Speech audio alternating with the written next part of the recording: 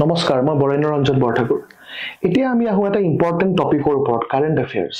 বহুত হাজাৰ হাজাৰ ল'ৰা ছোৱালীৰ এইটোতে প্ৰব্লেম যে কাৰেণ্ট এফেয়াৰ্ছ আমি কি পঢ়িম।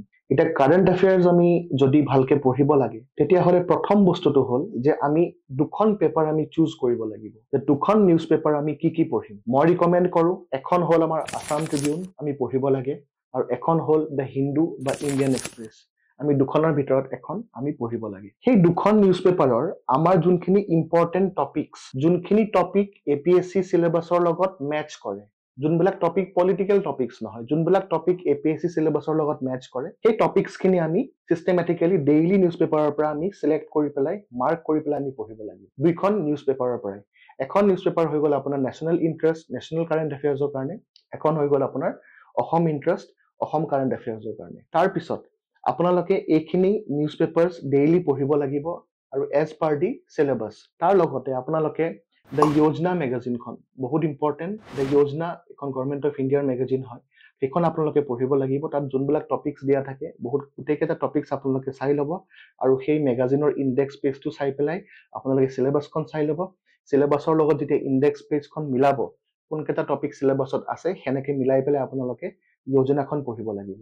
ছেকেণ্ডখন মই ৰিকমেণ্ড কৰোঁ কুৰুক্ষেত্ৰ। কুৰুক্ষেত্ৰখন আপোনালোকে পঢ়িব লাগিব গভৰ্ণমেণ্ট পলিচিজৰ কাৰণে, আৰু ফাৰ্মিং বা এগ্ৰিকালচাৰৰ কাৰণে কুৰুক্ষেত্ৰখন বহুত বেছি ইম্পৰ্টেণ্ট হয়। থাৰ্ডখন হ'ল ছায়েন্স ৰিপৰ্টাৰ, য'ত নেকি ছায়েন্স এণ্ড টেকৰ বহুতখিনি আপডেটছ আহি থাকে। আমি জানো ছায়েন্স এণ্ড টেকৰ কোনো ডিফাইনড চিলেবাছ নাথাকে আমাৰ, য'ৰ পৰাই কুৱেশ্যনছ তেওঁলোকে কৰিব পাৰে। সেইকাৰণে updation of science and tech আপোনালোকে, for updation of science and tech আপোনালোকে ছায়েন্স ৰিপৰ্টাৰ মেগাজিনখন আপোনালোকে পঢ়িব পাৰে। একে আপোনালোকে চিলেবাছৰ লগত মেটচ কৰি পেলাই সেই বস্তুখন, মেগাজিনখন আপোনালোকে পঢ়িব পাৰে। আৰু ছায়েন্স ৰিপৰ্টাৰত দিয়া গোটেইখিনি টপিকে বহুত বেছি ইম্পৰ্টেণ্ট হয়। আৰু IR কাৰণে, ইণ্টাৰনেশ্যনেল ৰিলেশ্যনছৰ কাৰণে আপোনালোকে এখন ইম্পৰ্টেণ্ট মেগাজিন আছে, সেইখন বহুত বেছি সহজ আৰু লুচিড হয় পঢ়িবৰ কাৰণে। সেইখন হ'ল ৱৰ্ল্ড ফ'কাছ। সেইখন আপোনালোকে যাতে পঢ়ে। ৱৰ্ল্ড ফ'কাছ মেগাজিনখন আপোনালোকে পঢ়িব পাৰে।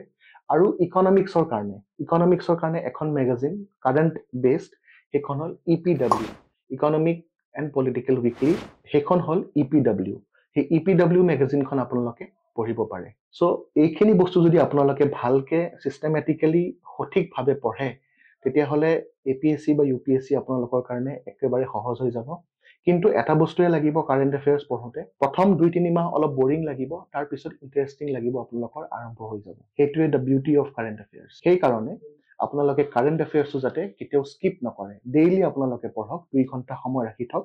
পেপাৰ পঢ়িম, মেগাজিনছখিনি পঢ়িম, আৰু অসম স্পেচিফিক, আমাৰ অসম ইয়াৰবুক যোনবিলাক থাকে, সেইবিলাক আপোনালোকে পঢ়িব পাৰে, বা বৰঠাকুৰ IAS একাডেমীৰ আপোনালোকে কিতাপখিনি পঢ়িব পাৰে, য'ত নেকি মই কম্পাইল কৰি আছোঁ এখন অসম ইয়াৰবুক, য'ত গোটেই অসমৰ বিষয়ে ধুনীয়াকৈ কম্পাইল কৰি পেলাই মই লিখি আছোঁ। সেইখিনি বস্তু আপোনালোকে চাব পাৰে।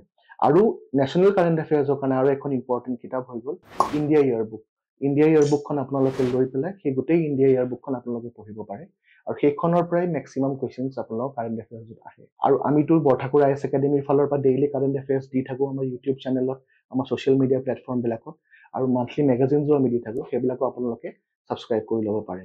আৰু যদি আপোনালোকক আৰু ডিটেইলছ লাগে কাৰেণ্ট এফেয়াৰ্ছৰ বিষয়ে, বা কেনেকৈ পঢ়িম, বা যদি গাইডেন্স লাগে, তেনেহ'লে আপোনালোকে বৰঠাকুৰ IAS একাডেমীৰ অফিচিয়েল ইউটিউব চেনেল আৰু social media platform kindly follow' কৰিব। Thank you very much.